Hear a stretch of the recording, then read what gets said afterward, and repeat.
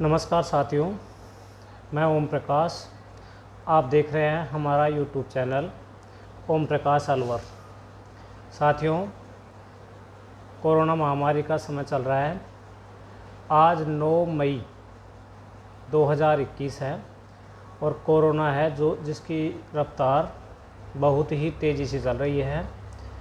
आज 9 मई के दिन एक बहुत ही बड़े महापुरुष का जन्म हुआ था, जिनका नाम है वीर शिरोमणि महाराणा प्रताप जी।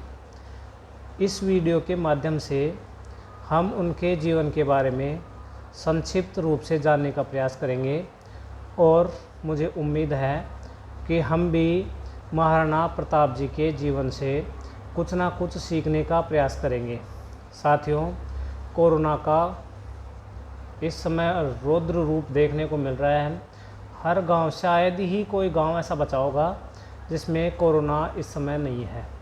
तो मेरा आप सबसे निवेदन है कि सरकार की जो गाइडलाइन है उसका पालन करते हुए, अपने आप को सुरक्षित रखते हुए और लोग भी इससे बचें, इसके लिए उनको फ़ोन के माध्यम से या जैसे भी हो सके सुरक्षित रहते हुए उनको प्रेरित करें।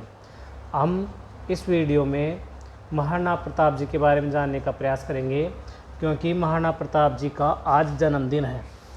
साथियों, स्वतंत्रता के अप्रीतम पुजारी महाराणा प्रताप मेवाड़ के सिसोदिया वंश में उत्पन्न हुए थे। उनका जो वंश था, उस वंश का नाम था सिसोदिया वंश।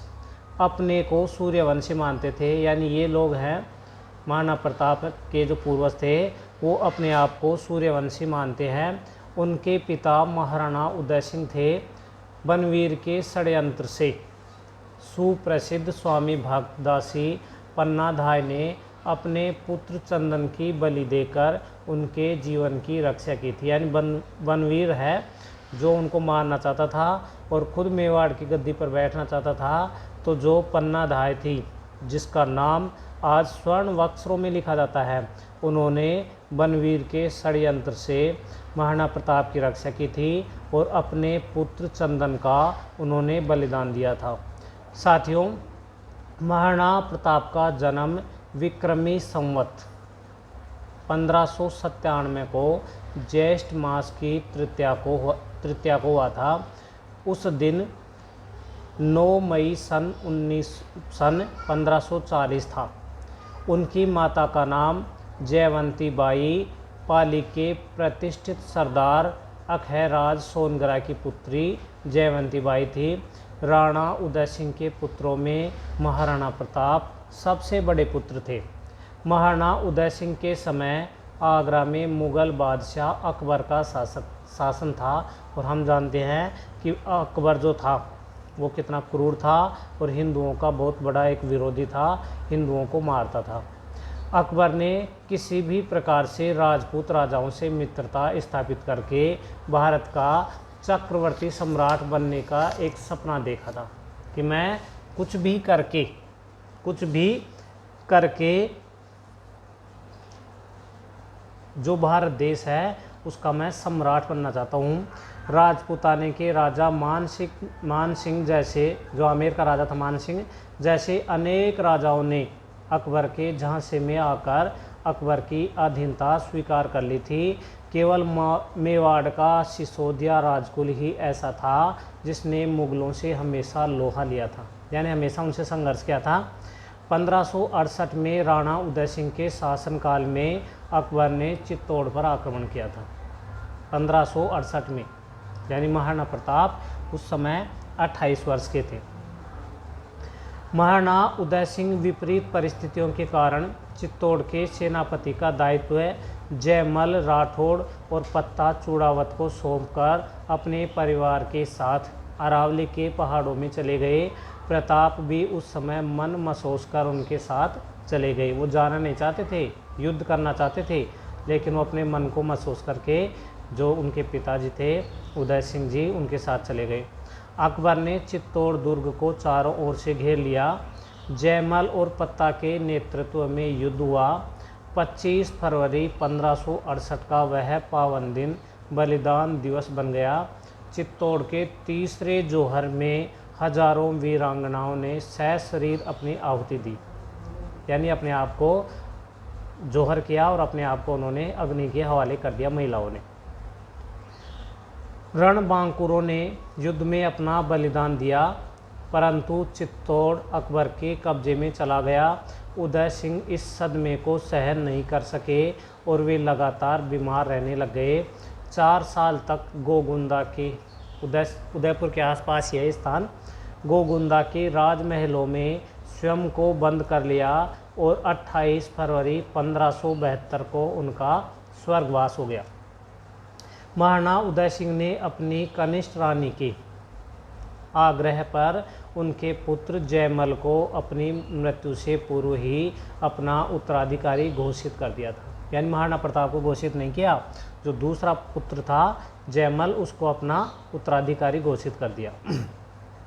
प्रताप ने पिता की इच्छानुसार प्रभु रामचंद्र के आदर्श का पालन करते हुए सिंहासन त्याग कर मेवाड़ से दूर कहीं जाने की तैयारी कर ली, परंतु वहाँ के सरदार जो ईमानदार सेनापति थे, सरदार थे, उन सरदारों ने वो सरदार भली भांति जानते थे कि आज मेवाड़ पर ही नहीं सारे भारत पर मुगलों का आतंक फैला हुआ है। इस संकट काल में मेवाड़ की तथा हिंदू गौरव की रक्षा केवल प्रताप ही कर सकते हैं। इसलिए चूड़ावत सरदार कृष्ण सिंह तथा प्रमुख सेनापति झाला राव के प्रयासों से 3 मार्च 1572 को चित्तौड़ से लगभग 29 मील की दूरी पर उत्तर पश्चिम में गोगुंदा में प्रताप का राज्याभिषेक किया गया, यानी उनको राजा घोषित कर दिया गया। सिंहासन पर आसीन होते ही राणा प्रताप ने मातृभूमि को स्वतंत्र कराने के लिए यह दृढ़ संकल्प लेते हुए कहा था कि चित्तौड़ को स्वतंत्र करने तक मैं सोने चांदी की थाली में भोजन नहीं करूँगा, मुलायम गद्दी पर नहीं सोऊंगा, राजप्रसाद में वास्तव्य नहीं करूँगा, इनके स्थान पर मैं पत्तल में भोजन करूँगा, यानी सोने चांदी के जो बर्तन हैं उन बर्तनों को छोड़ करके मैं जो पत्तल होती हैं, जो पेड़ को पत्तियों से बनती हैं, उनमें भोजन करूँगा, ज़मीन पर सोऊंगा, झोंपड़ी में वास करूँगा और चित्तौड़ को जब तक स्वाधीन नहीं करा लेता, यानी आज़ाद नहीं करा लेता अकबर से, तब तक दाढ़ी नहीं कटवाऊँगा। ये उन्होंने एक भीष्म प्रतिज्ञा कर ली। महाराणा का यह दृढ़ निश्चय देखकर अब्दुल रहीम खान ने कहा था कि धर्म रहसी धरा खिस जाने खुरसाना अमर विशंभर ऊपर रखियो नहचो राणा, अर्थात धर्म रहेगा, पृथ्वी भी रहेगी, पर मुगल साम्राज्य एक दिन नष्ट हो जाएगा। हे राणा विशंभर, भगवान का भरोसा करके अपने निश्चय को अटल रखना। उन्होंने जीवन भर इस प्रतिज्ञा का निर्वहन किया, अनेक विपरीत परिस्थितियों का सामना किया, पर वे कभी भी विचलित नहीं हुए, ऐसे नहीं परेशान हुए कि मैं राजा हो करके भी इतनी समस्याओं का सामना कर रहा हूँ। वे अपने संपूर्ण परिवार के साथ दर दर की जंगलों में भटकते रहे, लेकिन उन्होंने कभी भी अपनी हार नहीं मानी।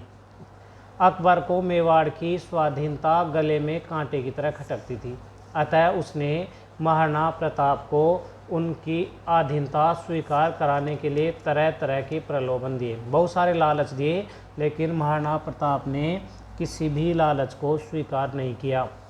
राजा मान सिंह को उन्हें मनाने भेजा।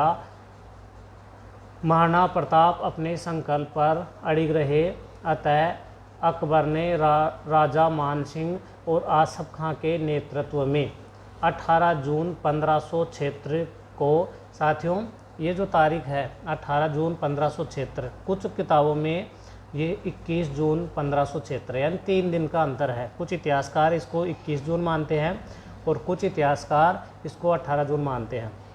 मेरे पास जो बुक है उसमें 18 जून लिख रहा है, इसलिए मैं 18 जून बोल रहा हूँ।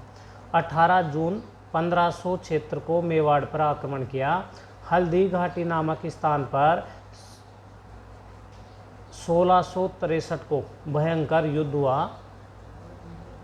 विक्रम संवत है 7 संवत 1663 को भयंकर युद्ध हुआ।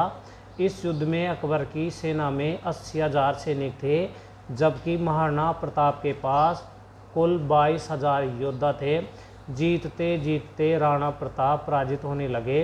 तब वीर झाला सरदार ने राणा का ध्वज मुकुट अपने सिर पर रखकर स्वयं को राणा प्रताप घोषित कर दिया। यानी उस सेना को उन्होंने एक तरह से धोखा दे दिया। राणा प्रताप का जो मुकुट था अपने सिर पर रख लिया, तो सेना ने समझा कि ये ही राणा प्रताप है। राणा प्रताप चेतक नामक घोड़े पर सवार होकर रण क्षेत्र के बाहर आए, किंतु हल्दी घाटी से 2 मील की दूरी पर बलिया नामक गांव पर, मैं खुद जाके आया हूँ, बलिया नामक गांव पर चेतक की समाधि बनी हुई है। बलिया नामक गांव के पास एक घाटी को पार करते हुए चेतक ने भी वीरगति पाई। इस भयंकर हार के बाद भी राणा प्रताप निराश नहीं हुए। भामाशाह की सहायता से उन्होंने पुनः सेना संगठित की। साथियों, हम भामाशाह का नाम जानते हैं, लेकिन भामाशाह कौन थे इसके बारे में बहुत कम जानते हैं। महाराणा प्रताप के एक विश्वास पात्र सरदार थे, जिन्होंने अपने जीवन की सारी कमाई महाराणा प्रताप को सुपुर्द कर दी।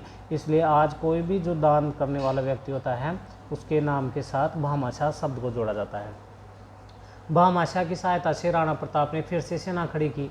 दानवीर भामाशाह ने अपनी संपूर्ण संपत्ति उन्हें दान में दे दी। यानी उन्होंने जो भी संपत्ति इकट्ठी की थी अपने जीवन भर में वेतन के रूप में, ईमानदारी की कमाई, वो भी राणा प्रताप को सेना को इकट्ठी करने के लिए दे दी।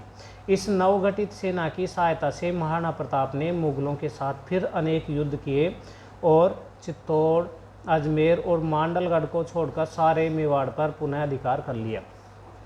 संभवतः वे भारत माता को स्वतंत्र कराने के अपने लक्ष्य को प्राप्त कर लेते, लेकिन सन 1597 को 19 जनवरी को उनका शरीर का अंत हो गया। यानी वो देवलोक गमन हो गया 19